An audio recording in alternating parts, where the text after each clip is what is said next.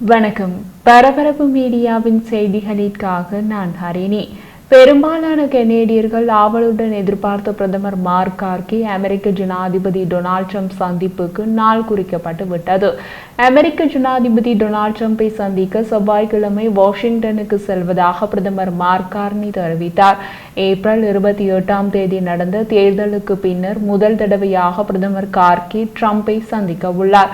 Canada மீதான ட்ரம்பின் வர்த்தக போர் குறித்து இருவரும் விவாதிக்க உள்ளனர்.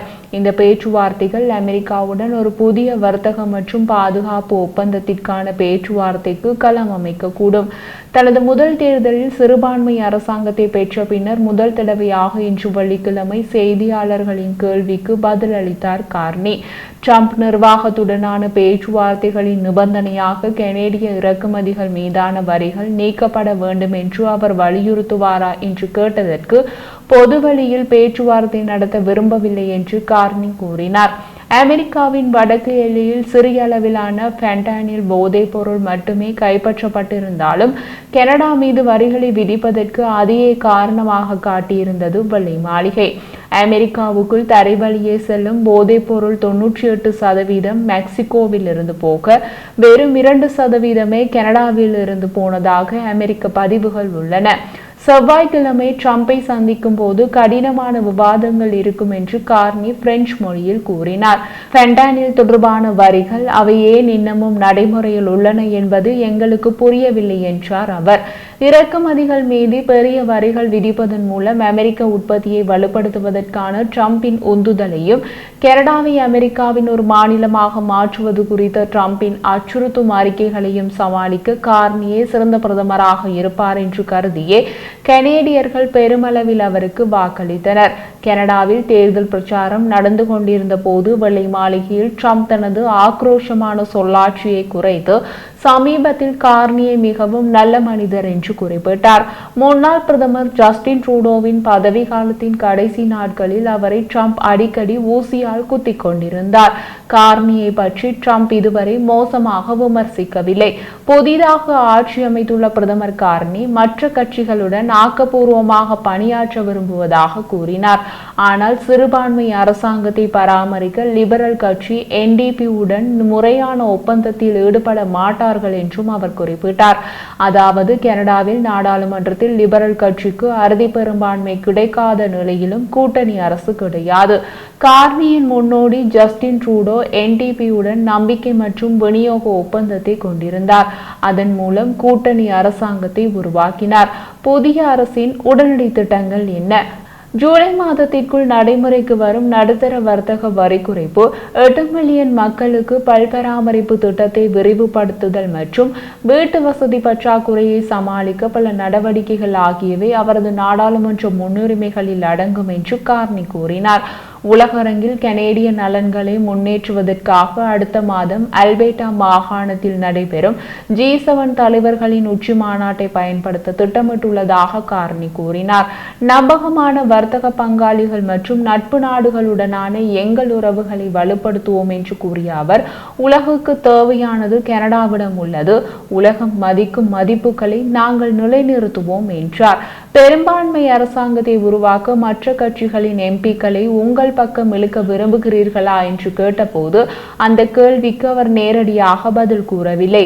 மாறாக ஒவ்வொரு மாகாணத்திலும் இடங்களை மொத்த வாக்குகளில் பெரும் பங்கையும் கொண்ட தனது கட்சி ஏற்கனவே வலுவான ஆணையை வைத்திருக்கிறது என்று கார்னி கூறினார். ஒரு நாடாக நாம் செய்ய வேண்டியதை செய்ய அனைத்து மாகாணங்களுடனும் பழங்குடி மக்களுடனும் கூட்டாண்மையுடனும் பணியாற்ற வேண்டும் என்று அவர் கூறினார். சமீபத்தில் எதிர்க்கட்சி தலைவர்களுடன் மிகவும் ஆக்கப்பூர்வமான உரையாடல்களை நடத்தியதாக கார்னி கூறினார்.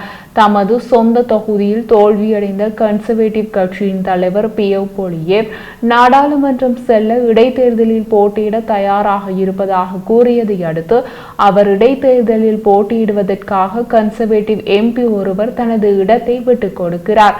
இன்று வெள்ளிக்கிழமை கன்சர்வேட்டிவ் கட்சி வெளியிட்ட அறிவிப்பில் இடைத்தேர்தலில் பொலியேவ் இடைத்தேர்தல் மூலம் நாடாளுமன்றம் செல்வதற்காக கன்சர்வேட்டிவ் MP-யாக தேர்ந்தெடுக்கப்பட்ட டேமியன் குரேக் ராஜினாமா செய்வதாக அறிவித்தது. 2019ஆம் ஆண்டு அல்பேட்டா மாகாணத்தில் ரிவர் குரோஃபுட் தொகுதியில் குரேக் முதலில் தேர்ந்தெடுக்கப்பட்டார். திங்கட்கிழமை நடைபெற்ற தேர்தலில் அந்த தொகுதியில் கன்சர்வேட்டிவ் கட்சி கிட்டத்தட்ட 82% வாக்குகளை பெற்று வெற்றி பெற்றது. அதாவது கன்சர்வேட்டிவ் கட்சி மிக பாதுகாப்பான தொகுதி அது. ஒரு குறிப்பிடத்தக்க ஏமாற்றத்தில் போலியே ஒட்டாவா பகுதி கார்லன் தொகுதியில் 4300க்கும் மேற்பட்ட வாக்குகள் வித்தியாசத்தில் லிபரல் வேட்பாளர் புரூஸ் போன்ட்ரோயிடம் தோல்வியடைந்தார். பொலியேவ் 20 ஆண்டுகளாக அந்த தொகுதியில் போட்டியிட்டு வெற்றி பெற்ற நிலையில் இம்முறை தோல்வியடைந்தார். ஆனால் தனது சொந்த தொகுதியையும் இழந்து லிபரல்களை தோற்கடிப்பதற்கான 4வது தோல்வியுற்ற முயற்சிக்கு கட்சியை வழிநடத்திய போதிலும் பொலியேவிற்கு இப்போதும் கட்சியின் ஆதரவு இருப்பதாக தெரிகிறது. அவர் கன்சர்வேட்டிவ் கட்சியின் தலைவராக இருந்தாலும் தனது நாடாளுமன்ற ஆசனத்தை இழந்துவிட்ட பின்னர் அவர் இனி அதிகாரப்பூர்வமாக எதிர்க்கட்சி தலைவராக இல்லை. பொலியேவ் ஒரு புதிய தொகுதியில் போட்டியிட்டு ஜெயிக்கும் வரை கட்சி இப்போது பொதுமன்றத்தில் கட்சியை வழிநடத்த ஒரு இடைக்கால தலைவரை கண்டுபிடிக்க வேண்டும். பொலியேவ் மற்றொரு தொகுதியில் போட்டியிட்டு நாடாளுமன்றம் வருவதை அனுமதிக்க விரைவில் இடைத்தேர்தலை நடத்த தயாராக இருப்பதாக பிரதமர் மார்க் கார்னி கூறுகிறார். கன்சர்வேட்டிவ் கட்சி தமது உறுப்பினர் ஒருவரை ராஜினாமா செய்ய வைத்து ஒரு இடைத்தேர்தலை தொடங்க முடிவு செய்தால் இடைத்தேர்தல் விரைவில் நடக்கும் என்பதை நான் உறுதி செய்வேன் என்று நான் ஏற்கனவே குறிப்பிட்டுள்ளேன் என்று கார்னி கூறினார். இதில் விளையாட்டுகள் ஏதும் இல்லை, நேரடியாக நேர்மறையான அரசியல் என்றார்.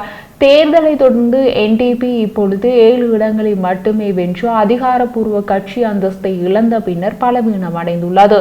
அதிகாரப்பூர்வ கட்சி அந்தஸ்தை அடைய 12 நாடாளுமன்ற உறுப்பினர்கள் தேவை. NDP கட்சியின் தேசிய பிரச்சார இயக்குனர் ஜெனிஃபர் ஹோவர்ட்டிடம் லிபரல் கட்சிக்கு நாடாளுமன்றத்தில் பெரும்பான்மை கிடைக்க 4 ஆசனங்கள் தேவை. உங்கள் கட்சி 7 ஆசனங்களில் ஜெயித்துள்ளது. எங்கள் கட்சியிலிருந்து 4 பேர் லிபரல் கட்சிக்கு செல்வார்களா என்று கேள்வி எழுப்பப்பட்டது. அதற்கு அவர் NDP நாடாளுமன்ற உறுப்பினர்கள் அரசாங்க பதவிகளுக்கு இழுக்கப்படுவது குறித்து தனக்கு கவலை இல்லை என்று கூறினார். அந்த 7 பேரையும் நான் அறிவேன். நான் அவர்களுடன் பணியாற்றி இருக்கின்றேன். அவர்கள் மிக வலுவான NDP கட்சியினர். அதே நேரத்தில் இந்த நாட்டில் கட்சி தளத்தை மீறுபவர்கள் தண்டிக்கப்படுகிறார்கள் என்பதையும் நான் கூறுவேன். மக்கள் புதிய ஜனநாயக கட்சி NDPக்கு வாக்களித்தனர். இந்த தேர்தலில் புதிய ஜனநாயக கட்சிக்கு வாக்களித்து ஒரு NDP நாடாளுமன்ற உறுப்பினரை தேர்ந்தெடுத்த ஒவ்வொரு வாக்காளரும் தமது தொகுதிக்கு ஒரு NDP நாடாளுமன்ற உறுப்பினர் கிடைப்பார் என்ற எதிர்பார்ப்பில் வாக்களித்தார்கள். அதை மாற்ற முடியாது என்று ஹோவர்ட் கூறினார். கார்னி மே 12ஆம் தேதி வாரத்தில் புதிய அமைச்சரவையில் பதவியேற்பார் என்றும் மே 26ஆம் தேதி நாடாளுமன்றத்தை மீண்டும் கூட்டுவார் என்றும் எதிர்பார்க்கப்படுகிறது. மே 27ஆம் தேதி நாடாளுமன்றத்தில் மன்னர் சார்ல்ஸ் அரியணையில் இருந்து உரை நிகழ்த்துவார். அமெரிக்காவுக்கு இறக்குமதி செய்யப்படும் அனைத்து வாகன உதிரி பாகங்களுக்கும் ட்ரம்ப் 25% வரி விதிப்பு செய்து உத்தரவிட்டார். அனைத்து வாகன உதிரி பாகங்களுக்கும் என்று வரும்போது அதில் கனேடிய வாகன உதிரி பாகங்களும் அடங்கியது. இன்று பகிரங்க அறிவிப்பு செய்யப்படாமல் அமெரிக்கா கனேடிய வாகன உதிரி பாகங்களுக்கான இறக்குமதி வரியை ரத்து செய்தது.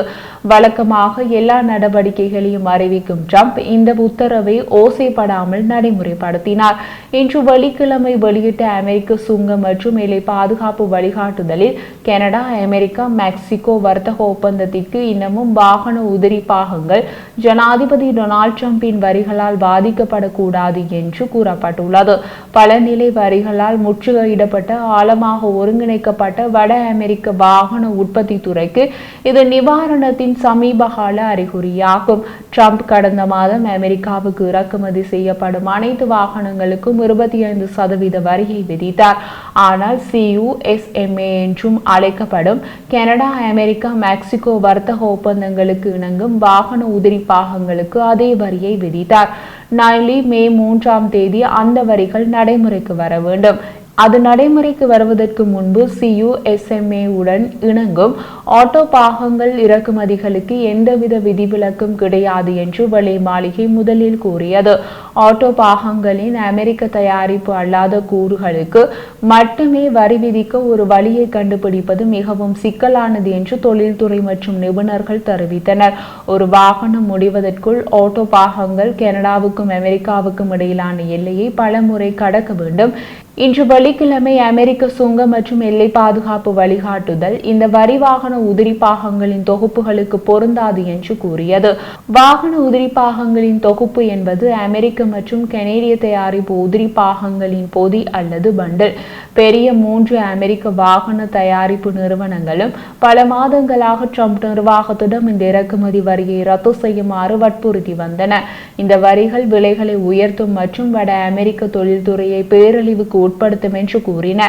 அமெரிக்க ஜெனரல் மோட்டார்ஸ் நிறுவனத்தின் தலைமை நிர்வாக அதிகாரி மேரி ஃபரா நேற்று வியாழக்கிழமை வெளியிட்ட அறிக்கையில் இந்த வரிகள் காரணமாக தமது நிறுவனங்களுக்கு வருடத்திற்கு $5 பில்லியன் வரை செலவாகும் என்று எச்சரித்தார். அந்த பணத்தை செலுத்த போவது அமெரிக்க நுகர்வோர்தான் என்றும் அவர் குறிப்பிட்டார். வாகனங்களுக்கு வரி விதிப்பு விதிக்கப்பட்ட அதே நேரத்தில் வாகன தயாரிப்புக்கு தேவையான எஃகு மற்றும் அலுமினியம் மீதான 25% வரிகள் உட்பட வேறு சில வரிகளை ஒன்றன் மேல் ஒன்றாக அடுக்கி வைக்க கூடாது என்றார் அவர். அமெரிக்காவில் தங்கள் வாகனங்களை முடிக்கும் வாகன உற்பத்தியாளர்களுக்கு இறக்குமதி செய்யப்பட்ட ஓட்டோ பாகங்கள் மீது வாகனத்தின் சில்லறை விலையில் 15%க்கும் சமமான தள்ளுபடியை வழங்கும் நிர்வாக உத்தரவிலும் ட்ரம்ப் கையெழுத்திட்டார்.